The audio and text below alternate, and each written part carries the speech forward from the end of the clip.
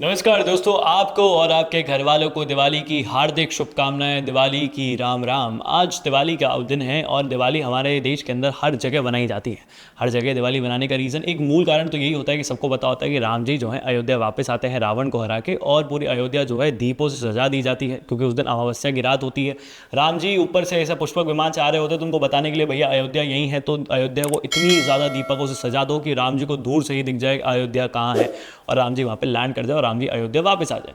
ये main reason तो सबको पता होता है कि इसलिए हम दिवाली मनाते हैं, लेकिन और भी बहुत सारे रीजंस हैं। जैसे कि आप हिंदुस्तान के अंदर आप देखेंगे जितनी हमारी डाइवर्सिटी है उतनी ही ज़्यादा रीजंस निकल कर आते हैं, उतनी ही ज़्यादा कहानियाँ निकल कर आती है। इनफैक्ट आप जिस शहर में रहते हैं उस शहर के अंदर भी तरह तरह के रीजंस होंगे, अलग अलग तरीके से पूजा करी जाती होगी दिवाली की। लक्ष्मी जी की पूजा होती है, गणेश जी की पूजा होती है, श्री राम की पूजा होती है, कोई कृष्ण भगवान की रीज़न से बनाता है कि भैया ऐसे कृष्ण भगवान सत्यभामा ने जो है नरकासुर को मारा था। लेकिन हम आज सिर्फ दो रीजंस के बारे में बात करेंगे, एक तो साइंटिफिक और दूसरा इकोनॉमिक। क्योंकि आप देखेंगे जिस तरीके से लेफ्ट जो है हिंदुओं के त्योहारों को काउंटर करता है, हिंदुओं के त्योहारों को जो है बेसलेस बता देता है, उनके अंदर गलतियां निकालने की कोशिश करता है, पेट्रियार्की निकालने की कोशिश करता है, पॉल्यूशन निकालने की कोशिश करता है, न जाने क्या क्या निकालने की कोशिश करता है, उन सभी को आज हम काउंटर करेंगे। किन दो रीजन से? इकोनॉमिक और साइंटिफिक। और वो दो रीज़न बहुत ही बेसिक होंगे। हम किसी कहानी के अंदर नहीं जाएंगे, हम कोई वेद पुराण के अंदर नहीं जाएंगे, वो सब के अपने अपने बिलीफ होते हैं, सब अपने अपने मान्यताओं से जानते हैं। और मैं तो आपको कहूँगा कि आप खुद इसके बारे में पढ़ें कि कहानियाँ क्या है, वेद पुराण क्या कहते हैं, क्यों मनाई जाती है, जिससे आप खुद भी एजुकेट होंगे और उसके बाद आप जो है ज़्यादातर लोगों को एजुकेट कर पाएंगे। आप अपने घर में बड़े बुजुर्गों से पूछिए, सवाल पूछिए, वो खुद आपको बताएंगे, ढंग से समझा पाएंगे कि लक्ष्मी जी की पूजा क्यों होती है, गणेश जी की पूजा क्यों होती है। मैं आपको आज साइंटिफिक और इकोनॉमिक रीजंस बताऊंगा, लेकिन उससे पहले लाइक, कॉमेंट, शेयर, सब्सक्राइब।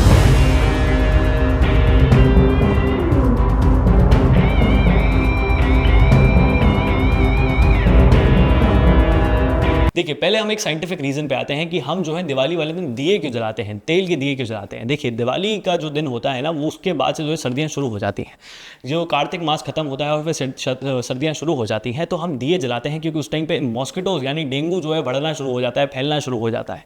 और डेंगू को रोकने के लिए, मच्छरों को मारने के लिए कि भाई वो मच्छर हमारे घर के अंदर ना आए, क्योंकि पहले के टाइम पे ऑल आउट ओडोमॉस नहीं होते थे, पहले तो दिए ही थे। तो उन दियों के अंदर जो है कोकोनट ऑयल हो गया, या फिर मस्कर ऑयल हो गया, या फिर घी हो गया, नीम ऑयल हो गया, ऐसे ऑयल्स को मिलाकर जो है वो तेल बनाया जाता था। जो उस तेल के दीपक बनाए जाते थे और दीपक को जलाया जाता था उस तेल से।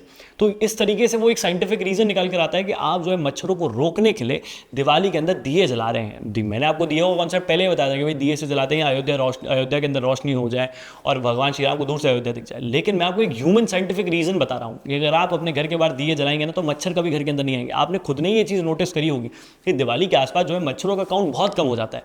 ये पटाखों का पॉल्यूशन इन सब से नहीं, उन दियों का मेन रीज़न होता है कि दिवाली से कुछ दिन पहले, धनतेरस के दिन भी दिए जलते हैं, छोटी दिवाली वाले दिन भी दिए जलते हैं, दिवाली वाले दिन भी दिए जलते हैं, दिवाली के 2 दिन बाद भी दिए जलते हैं। तो वो जो 5 दिन होते हैं ना, उस दिन मच्छरों का काउंट बहुत कम हो जाता है, डेंगू के पेशेंट्स बहुत कम हो जाते हैं। इतने ढंग से डेंगू नहीं फैलता है, फिर कोई और बीमारी जो मच्छरों के थ्रू फैलती है वो नहीं फैल पाती है, जैसे मलेरिया हो गया, फिर और कोई बीमारी हो गई। हम दूसरे रीज़न की ओर बढ़ते हैं, वो इकोनॉमिक रीज़न। आपने अक्सर देखा होगा कि दिवाली 5 दिन की बनाई जाती है। पहला दिन धनतेरस का होता है। धनतेरस वाले दिन जो है लोग सोना खरीदते हैं। सोना ही क्यों खरीदते हैं? क्योंकि पहले बड़े बुजुर्गों को पता था कि भैया सोना खरीदोगे तो सोना एक ऐसी वैल्यू है, एक ऐसी चीज़ है जिसकी वैल्यू बढ़ती ही चली जाएगी।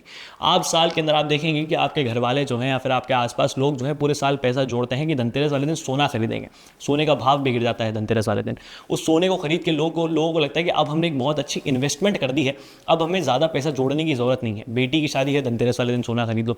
बेटे का कोई पढ़ाई कराने जानी है तो सोना गिरवी रख दो, सोना खरीद लो। ये सब चीज़ें हम करते रहते हैं। घर वाले सोने को जो है एक बहुत ही ज़्यादा प्रायोरिटाइज करते हैं।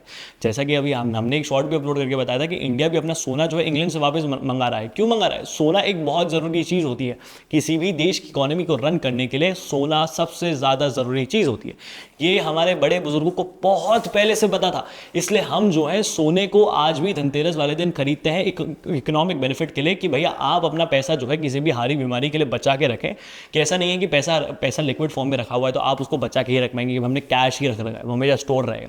उस कैश को कन्वर्ट करा लीजिए सोने के अंदर, जिससे वो सोने के भाव बढ़ते चले जाएंगे। आपका वो लिक्विड पैसा जो है कभी नहीं बढ़ेगा, आपका वो सोना जो है ज़रूर बढ़ जाएगा, उसके भाव बढ़ जाएंगे। तो इस तरीके से हम जो है सोने को ऐसे इकोनॉमिक बेनिफिट के रूप में खरीदते हैं, और ये हमारे बड़े बुजुर्ग को बहुत पहले से पता था। मैंने आपको 2 ही रीज़न बताए, एक साइंटिफिक और एक इकोनॉमिक। यही 2 रीजंस हैं जिसलिए हम, और ऐसे बहुत से रीजन हैं, यही 2 नहीं, यही 2 रीजन तो मैं आपको इसलिए बता रहा हूँ क्योंकि आप जो है अपने आने वाले जितनी भी जनरेशन है उनको एजुकेट कर पाएँ, अपने छोटे भाई बहनों को एजुकेट कर पाएँ, बड़े भाई बहनों को एजुकेट कर पाएँ, उनको बता पाएँ कि दिवाली क्यों मनाई जाती है। ये तो साइंटिफिक और इकोनॉमिक बेनिफिट से मैं बता रहा हूँ, एक उस परस्पेक्टिव से मैं आपको बता रहा हूँ कि इसलिए दिवाली बनाई जाती है। लेकिन कहानियाँ तो आपको पता है। अब आपको दिवाली की कौन सी कहानी पता है जो वेदों पुराणों के अंदर है, वो आप नीचे हमें कॉमेंट सेक्शन में लिख के जरूर बताइएगा। इस वीडियो को शेयर करें, ज़्यादा लोगों तक पहुँचाएं। जय हिंद, जय भारत, भारत माता की जय, और हाँ, पानी बचाएं। और आपको और आपके घर वालों को एक बार फिर से दिवाली की बहुत बहुत शुभकामनाएं, दिवाली की राम राम तर्कवाद की ओर से।